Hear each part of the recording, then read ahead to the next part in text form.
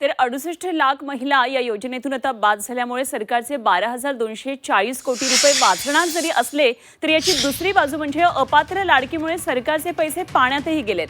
71 लाख लाडक्या बहिणी या अपात्र ठरल्यात। राज्य सरकारचे 21,000 कोटींचं त्यामुळे नुकसान झालेलं आहे। अपात्र लाडकीला 20 महिने दिलेल्या निधीचं काय? मुख्यमंत्री माझी लाडकी बहीण योजनेतल्या पडताळणी मार्च अखेर आता पूर्ण झाली आणि त्यानंतर हा मोठा प्रश्न आहे। या पडताळणी अखेर 71 लाख बहिणी या अपात्र ठरलेल्या आहेत। त्यांना नोव्हेंबर 2024 पासून सरकार महिन्याला 1,500 रुपये अनुदान देत आहे। महिन्याला ही रक्कम 1,065 कोटी रुपये इतकी एकूण होती आणि गेले 20 महिने या अपात्र लाडक्या बहिणींवर सरकारनं सुमारे 21,300 कोटी रुपयांचा खर्च केलेला आहे। आता या बहिणी नावडत्या ठरलेल्या असल्या तरी सरकारनं त्यांना गेली 20 महिने अनुदानाचा हा लाभ दिलेला आहे। त्यांच्यावर सुमारे 21,300 कोटी रुपयांचा खर्च झालेला आहे। तेव्हा अपात्र बहिणींना गेली 20 महिने देण्यात येणाऱ्या या निधीचं काय असा प्रश्न उपस्थित केला जातोय।